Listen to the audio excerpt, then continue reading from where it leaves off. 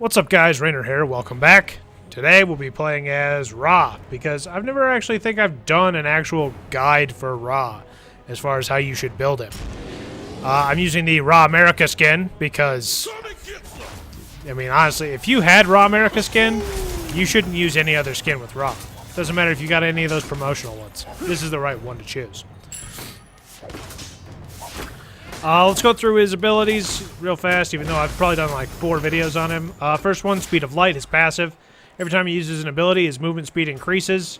The increase is by 6%. It stacks up a maximum of 3 times. And it lasts 10 seconds. His 1, Celestial Beam. You've seen me use it once already. Here it is again, just because. His 1 is his best minion wave clear ability. He summons a light down from the sky, doing intense damage, according to this item description. It maxes out at about 335 plus 70%, so it does really good damage. It's also kind of hard to hit unless they're right in front of you. You've kind of got to lead them, because at the end, I mean, it takes a while to get there. But once you get good with it, it's not too tough. Here I give Ares a lethal injection of freedom, and he finally gives it up. His 2, Divine Light. Also known as Flashbang, that's what I call it. Is his Flashbang ability. He stacks a slow on every enemy around him every half a second. After 2 seconds, the light detonates, doing damage. And also blinding your opponents if they're facing Ra.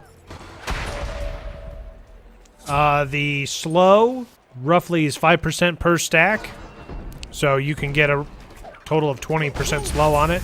So, I mean, it's very good for slowing enemies that are right next to you.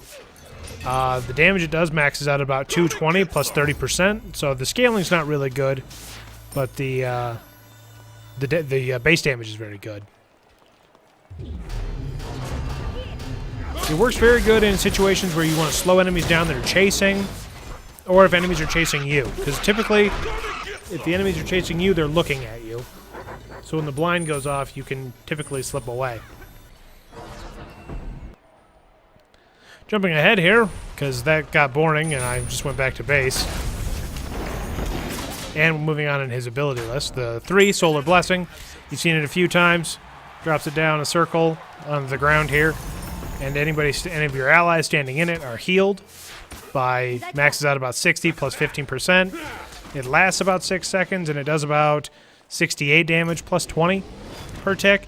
So it's not a great damaging ability, but the main thing you want to use it for is sustaining your minions when you're doing lane push. I'm using it here to heal my allies because they're here.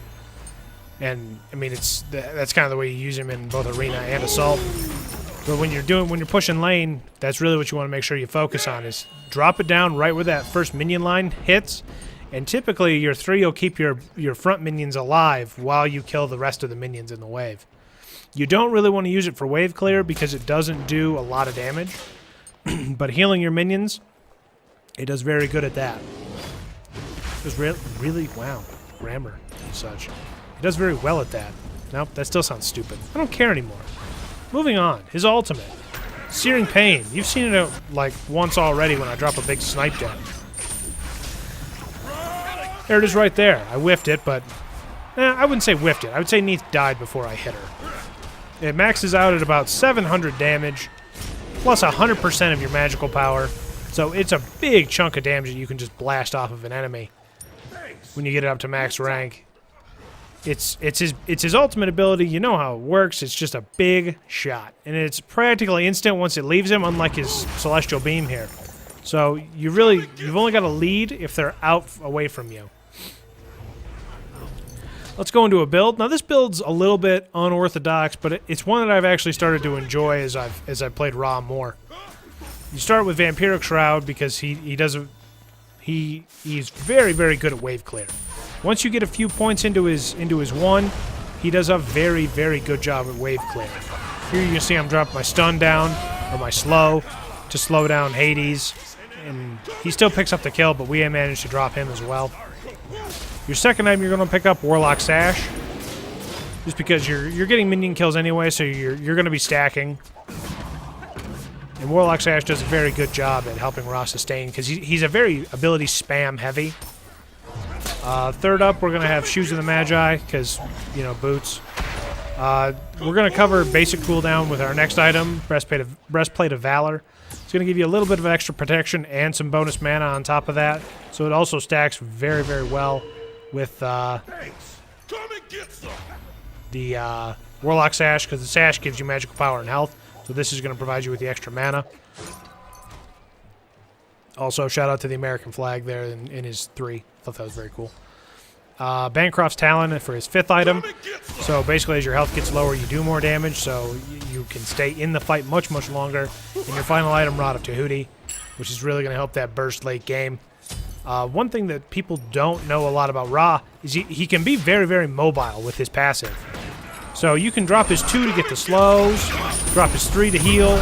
Just basically as fast as you can drop his abilities, he'll go faster and faster. So he's got very good chase potential as far as mages go, which is it's fairly interesting because I think Agni's the only mage currently that has a dash.